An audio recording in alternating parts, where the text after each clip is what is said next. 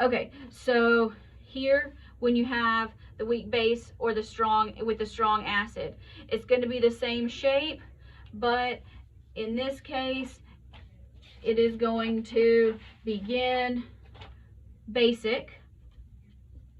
It's going to begin basic, and then it's going to end acidic. No, we don't have class tomorrow, Catherine. It's Wednesday. Sorry. I don't know my days. Okay. So here, you're initially basic. This right around here, this is this real flat portion. That's the buffer region. And then when you get down to equivalence, you're in the acidic region. So again, say it's the same shape. It's going to look better, and then you go, once you get past that, your H plus strong acid is going to dominate past equivalence, so you'll get the flat portion of the curve going through there. So polyprotic acid, this is what we're supposed to be doing in lab. We'll see how that works out. Still working on a plan related to that. If you're in lab, stay tuned for more information. Not sure how I'm going to handle that, but there will be a way and no one will be penalized. So polyprotic acid, by definition, means they have more than one proton. So if you have more than one proton, you have more than one Ka value. So the curve is actually going to have an equivalence point for the removal of each proton. So you're going to have removal for each proton.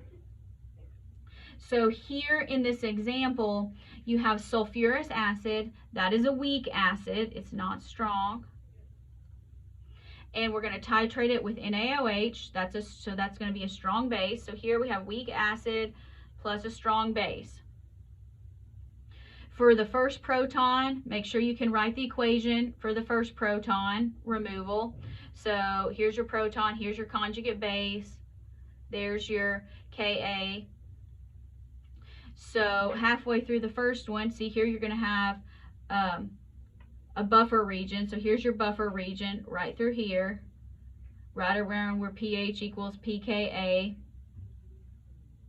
So around the 1.6 kind of area there. And then you get to equivalence, and then you get another buffer region. Now notice this one has a pH that's a lot higher because it's a lot harder to pull off that second proton related to Le Chatelier's principle. So when you're writing these equations, you write your first dissociation, and then your conjugate base then becomes the reactant. Can I move it back a little? This way? Is that better? Hopefully. My phone I'll zoom in and it will be clearer. I'm not sure, Jackson. I'm hoping to get Blackboard to work, but in the event, I can always use YouTube Live. Okay, thanks, Samantha. Thanks for letting me know. But I will still have the YouTube videos of me working through the problems just like we have after every single lecture. Still having an issue with Google about getting my YouTube videos embedded in Blackboard, but they will be posted on my channel, so you don't have to fast forward through this whole crazy live stream. So hopefully between now and Wednesday, or now and this afternoon between my biology lab, I can get things figured out. But if not, we're going to make it work. But okay, so those are good questions.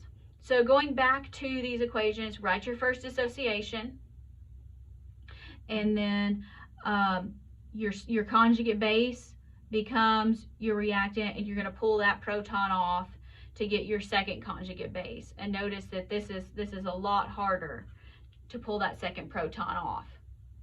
So hopefully that helps.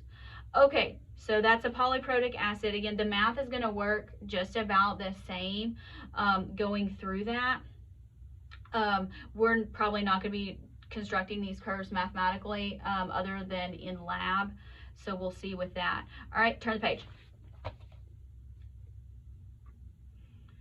So, final point on polyprotic acids, titrations, is if it takes 25 milliliters to get to your first equivalence point,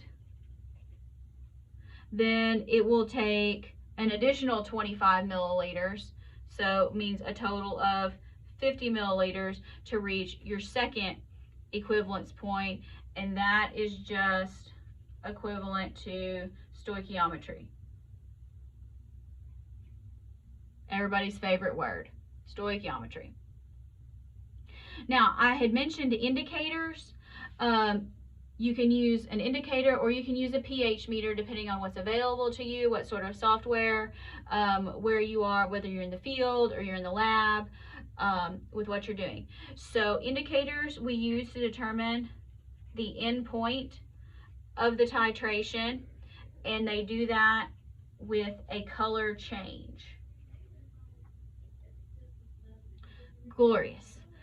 So what they are is indicators. I think I mentioned this, but let's write it down. They are weak organic acids, or an acid, and each one of these has a different color than its conjugate base. And the good news about these is the color is very intense, so you only need a very small amount. Usually we're talking like 3 to 5 drops. So it's actually not going to be enough indicator to affect the overall pH of your solution or your overall equivalence point. So that's good news, and that's why we can use indicators.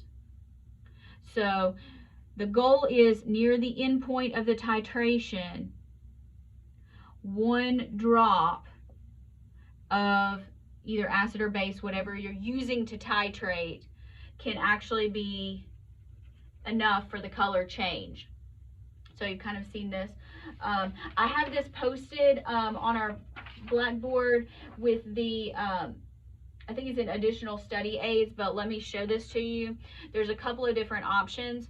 So there's a thing you can buy called Universal Indicator, and it changes colors based on it can measure pH from 3 all the way up to 11, and there's a little color code on the bottle to help you do that. We did an activity with STEM for Girls where we used Universal Indicator and made an Alka-Seltzer rainbow.